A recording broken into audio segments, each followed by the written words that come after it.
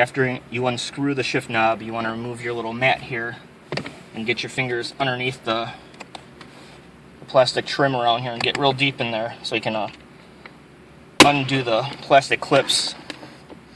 And the closer you get your hands and fingers to the clips, the less likely you will break them.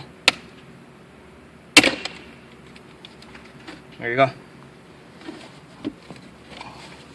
And then you want to remove your reverse lockout from the plastic here.